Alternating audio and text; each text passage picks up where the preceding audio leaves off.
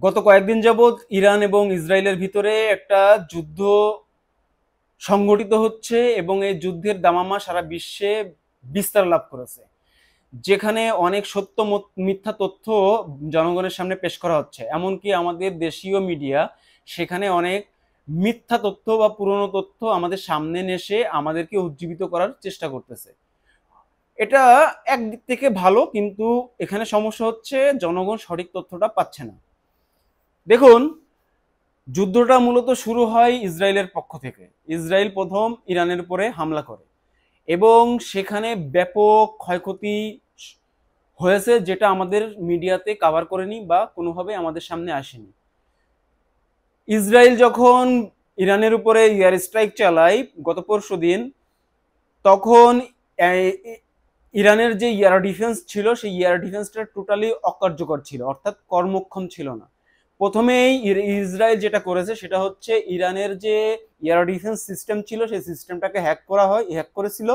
Hack করার ফলে total ইরানের যে আকাশসীমা, সে আকাশসীমা ছিল পুরো টোটাল দখলেই ছিল হচ্ছে ইসরায়েলের, এবং ইসরায়েল নির্বিচারে সেখানে বিমান হামলা চালিয়ে ব্যাপক ধ্বংসযজ্ঞ চালায়। পরপরই গতকালকে রাত্রেবেলায় ইরানের পক্ষ থেকে একটা পাল্টা হামলা চালানো হয়। যেই হামলাটা ছিল আমার চোখে দেখা এখন পর্যন্ত সব থেকে সফল হামলা ইরানের পক্ষ থেকে ইসরায়েলের বিপক্ষে। ইসরায়েলের ভিতরে যে ব্যাপক ক্ষয়ক্ষতি হয়েছে, যে বিধ্বস্ততা অবস্থায় এখন আমরা দেখতে পাচ্ছি, এটা এর আগে আমরা কখনোই দেখিনি। অ্যাজ এ মুসলিম হিসেবে, অ্যাজ এ মজলুম হিসেবে আমি এটাকে খুবই আনন্দের সাথে দেখতেছি যে ইরান অন্তত একটা বড় হামলা চালিয়ে ইসরায়েলের ব্যাপক ক্ষয়ক্ষতি সম্পূর্ণ করতে পেরেছে। পরবর্তীতে ইরান আবার ইসরায়েলের উপরে ড্রোন সহ মিসাইল অ্যাটাক করে, যেটা হাইফা বিমানবন্দর, রাফা বিমানবন্দর এবং ইসরায়েলের যে বড় বড় স্থাপনা ছিল, বিল্ডিং ছিল, সেগুলো তছনছ করতে দেখেছি আমরা গতকালকে রাত্রেবেলায়। ঠিক তার পরপরই ওই যে হামলা চলতেছিল তার ভিতরেই ইসরায়েল পাল্টা একটা হামলা চালায়, এয়ার স্ট্রাইক চালায় ইরানের উপরে, যে এয়ার স্ট্রাইকটা ইরান সম্পূর্ণরূপে প্রতিহত করেছে। সেখানে এখন পর্যন্ত তিনটি, ফোর্থ জেনারেশনের দুইটি বিমান, ফিফথ জেনারেশনের একটি যুদ্ধ বিমান ভূপাতিত করা হয়েছে। যে পাইলটগুলো ছিল 6 জন সম্ভবত, তার ভিতরে 4 জন সম্ভবত মারা গেছে এবং 2 জনকে আটক করা হয়েছে, যেটা একটা বিশাল মাইলফ্লো ইরানের জন্য। তাহলে ইরান প্রথম দিন কেন প্রতিহত করতে পারলো না? প্রতিহত করতে পারলো না এজন্য যে ইরানের ভিতরে মোসাদের প্রচুর গুপ্তচর আছে, এমনকি সিআইএর প্রচুর গুপ্তচর আছে ইরানের ভিতরে, এমনকি আইআরজিসি, যেটাকে ইসলামী রেভলিউশন গার্ড বলা হয়, যেটা যারা ধর্মীয় একটা বাহিনী, এই বাহিনীর ভিতরেও অনেক গাদ্দার আছে, অনেক ইনফরমার আছে, যারা ইনফরমেশন পাস করে মুসাদকে, অর্থাৎ ইসরায়েলকে এবং আমেরিকাকে।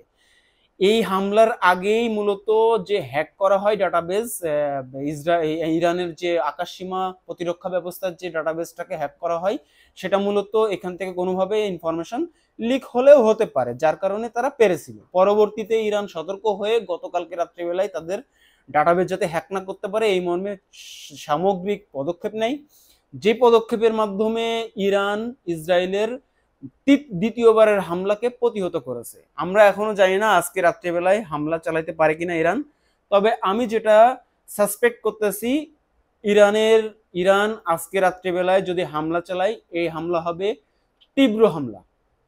এখন এই যে যুদ্ধটা হলো, এই যুদ্ধের মূল ইন্ডিকেটর মানে মূল কারণটা কি, মানে এটা কেন এই যুদ্ধটা শুরু হলো? এই যুদ্ধটা শুরু করেছে মূলত ডোনাল্ড জে ট্রাম্পের ইন্ধনে ইসরায়েল। ডোনাল্ড জে ট্রাম্প কিছুদিন আগে ওপেন একটা কনফারেন্সে বলেছে, যদি ইরান তাদের পারমাণবিক যে প্রকল্প আছে প্রকল্পকে স্থগিত না করে, তাহলে আমেরিকা ইসরায়েলকে সাথে নিয়ে ইরানের উপরে হামলা করবে, যেখানে ইরান সোজাসুজি আঙুল দেখিয়ে বলে দিয়েছে আমরা আমাদের পারমাণবিক প্রকল্প কখনোই আর স্টপ করব না, কারণ এটাই হচ্ছে ইরানের শেষ সুযোগ। কারণ ইরান এখন পর্যন্ত যে পরিমাণ ইউরেনিয়াম দরকার পারমাণবিক বোমা তৈরি করার জন্য তার দ্বার প্রান্তে রয়েছে, যে কোনো সময় তারা একটা বোমা বানায় ফেলাতে পারবে, এই সক্ষমতা তাদের আছে। এবং 99% পসিবিলিটি আছে তারা খুব রিসেন্ট হয়তোবা 2-4 মাসের ভিতরে একটা বোমা ডেভেলপ করে ফেলাবে। এই ইনফরমেশনটাও ইসরায়েলের কাছেও আছে, আমেরিকার কাছেও আছে। এই জন্য ইরানকে প্রতিহত করার জন্য মূলত এই হামলাটা চালানো হয়েছে। এখন পর্যন্ত ইরানের যে পারমাণবিক যে স্থাপনা আছে সেখানে কোনো ক্ষয়ক্ষতি হয়েছে কিনা এর কোনো তথ্য আমরা পাইনি, তবে আমি ধারণা করতেছি আদতেও সেখানে কোনো ক্ষয়ক্ষতি হয়নি। তার কারণ ইরানের যত প্রকল্প আছে পারমাণবিক প্রকল্প, সেটা হচ্ছে প্রায় 30 মিটার মাটির গভীরে সর্বনিম্ন, এর থেকেও গভীর আছে 50-70 এমনকি 100-150 মিটার গভীরেও আছে, যেখানে আসলে এখনকার যে আধুনিক প্রযুক্তির যে মিসাইল আছে সেই মিসাইল বা বিধ্বংসী যে অস্ত্রগুলো আছে ওইখানে আসলে ড্যামেজ করার মতো সক্ষমতা রাখে না। কিন্তু আমি অবাক হব না যদি ইসরায়েল এবং আমেরিকা ভিতরে ভিতরে এমন কোনো অস্ত্র ডেভেলপ করে ফেলায় যেটা মাটির 150 মিটার দূরে যে বিস্ফোরণ ঘটাইতে পারবে, তাহলে আমি অবাক হব না। এখন ইরান কেন এই প্রকল্প থেকে পিছপা হইতে পারবে না? কারণ ইরানের সামনে আর কোনো পথ খোলা নেই। আপনারা সবাই জানেন যে ইরানের যে বলয় ছিল মিডল ইস্টে, বিশেষ করে শিয়া যে গ্রুপটা ছিল হিজবুল্লাহ, তারপরে আপনার আমাদের যে হুতি বিদ্রোহী যে গ্রুপটা আছে ইয়েমেনে, এই যেটা বলয়, ইরাকে একটা বলয় ছিল যারা প্রক্সি হিসেবে ইরানের পক্ষ থেকে যুদ্ধ করত আমেরিকার বা ইসরায়েলের বিরুদ্ধে। ইসরায়েল খুব দক্ষতার সাথে এই জায়গাটা হিজবুল্লাহকে নিষ্ক্রিয় করে দিয়েছে। আপনারা দেখবেন যে গত 4-5 মাস হিজবুল্লাহ আমাদের দৃশ্যপটের বাইরে চলে গেছে, তাদের কোনো অ্যাক্টিভিটি নাই। অন্যদিকে হুতি বিদ্রোহী গ্রুপরা এখন পর্যন্ত স্ট্রাগল করে যাচ্ছে আমেরিকা এবং ইসরায়েলের বিপক্ষে। তারা প্রায় ইসরায়েলের ভিতরে হামলা চালায়, যেটা খুবই সামান্য, তারপরেও তারা চালাইতে পারতেছে, এটা আলহামদুলিল্লাহ। কিন্তু তাদেরকেও খুব শীঘ্রই নিষ্ক্রিয় করে দেওয়া হবে। ইতিমধ্যেই অনেকটাই নিষ্ক্রিয় হয়ে গেছে হুতি বিদ্রোহী গ্রুপ। এখন সর্বোপরি টোটাল যে মিডল ইস্ট, এই মিডল ইস্টে এখন দখলে রয়েছে হচ্ছে ইসরায়েল এবং আমেরিকার হাতে। ঠিক এই সুযোগটাকে কাজে লাগাচ্ছে এখন, যে যদি এই সুযোগেই ইরানকে দামানো যায় তাহলে টোটাল মিডল ইস্টকে দখল করে গ্রেটার ইসরায়েলের যে পলিসি আছে সেই পলিসির দিকে তারা ইসরায়েল অগ্রসর হবে। এই যে গ্রেটার ইসরায়েল, ইরান কেন এত শঙ্কিত? ইরান জানে যে অলরেডি তাদের যে ইসরায়েলের যে শত্রু, 3টা শত্রু, 1 নম্বর হচ্ছে সিরিয়া, 2 নম্বর হচ্ছে ইরান, 3 নম্বর হচ্ছে পাকিস্তান। সিরিয়াকে অলরেডি ইসরায়েল দখল করে নিয়েছে।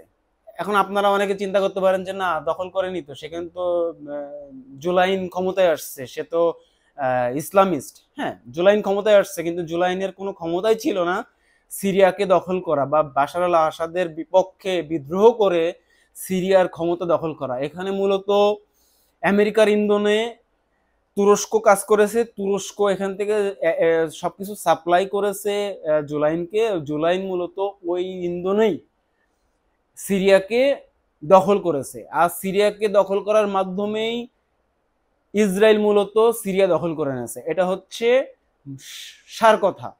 আমরা যেটা চিন্তা করি সেটা আসলে এরকম না। আর তুরস্ক কোনোভাবেই বা পৃথিবীতে যত মুসলিম কান্ট্রি আছে তাদের শুভাকাঙ্ক্ষী না, এটা আপনাদের সামনে আমি ক্লিয়ার করি।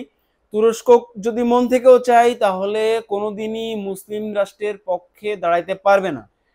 আর তুরস্কের যে এখন পর্যন্ত ইসরায়েলের ঘনিষ্ঠ বিজনেস পার্টনার, তার প্রমাণ হচ্ছে ইসরায়েলের যত বিজনেস হয় তার সিংহভাগ বিজনেস করে হচ্ছে তুরস্কের সাথে এবং আজারবাইজানের সাথে।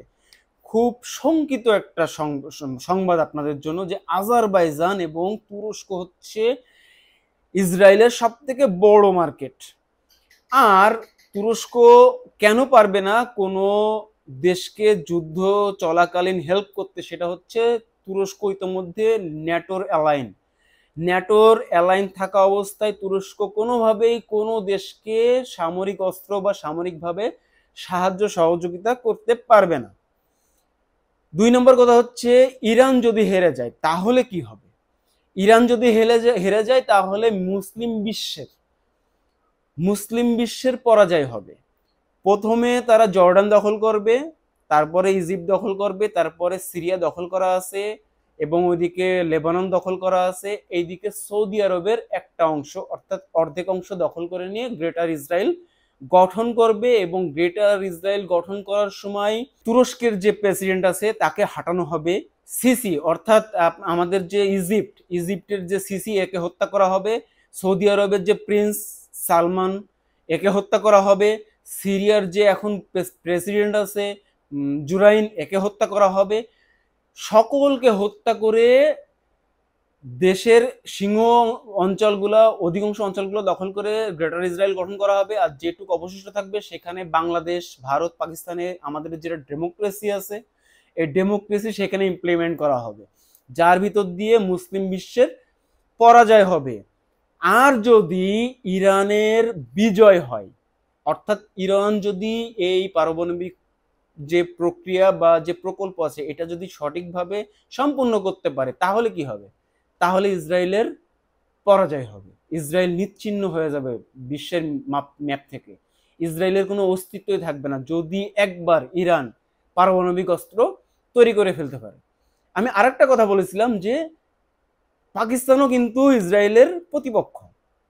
এই প্রতিপক্ষ হওয়ার কারণ হচ্ছে ভারতকে সাথে নিয়ে। যখনই ইরানের পরাজয় হবে, যদি ইরানের পরাজয় হয়, আল্লাহ না করুক যদি ইরানের পরাজয় হয়, থার্ড স্টেপ হবে প্রথমে সিরিয়ার খতম করা হয়েছে, ইরানকে যদি খতম করতে পারে তাহলে পাকিস্তানকে খতম করার জন্য তারা অগ্রসর হবে। আর তখন ভারতের যে অ্যাকচুয়াল রূপ সেটা আপনারা দেখতে পারবেন। আর পাকিস্তান যখন আক্রান্ত হবে, পাকিস্তান যদি পরাজিত হয় তাহলে আস্তে আস্তে এইবার ভারতের আগ্রাসন শুরু হবে বাংলাদেশের উপরে। সবকিছু মিলায়ে সারা বিশ্বে মুসলিম জাহানের উপরে বেশ বড় একটা দুর্যোগ ঘনীভূত হচ্ছে। আল্লাহ পাকি জানে এই যে দুর্যোগ থেকে আমরা পরিত্রাণ পাবো কিনা। যদি ইরান পারমাণবিক অস্ত্র তৈরি করতে পারে তাহলেই একমাত্র এই দুর্যোগ থেকে মুসলিম জাহান কেটে উঠবে। আদারওয়াইজ এটার থেকে পরিত্রাণ পাওয়ার আমি আর কোনো সুযোগ দেখছি না, যদি না মাত্র সরাসরি আল্লাহর গায়েবী গজব পৃথিবীতে নাজিল না হয়। যাই হোক, আমার ভিডিও হয়তো বা অনেক বড় হয়ে গেছে যেহেতু আমি স্ক্রিপ্ট ছাড়াই ভিডিও করি।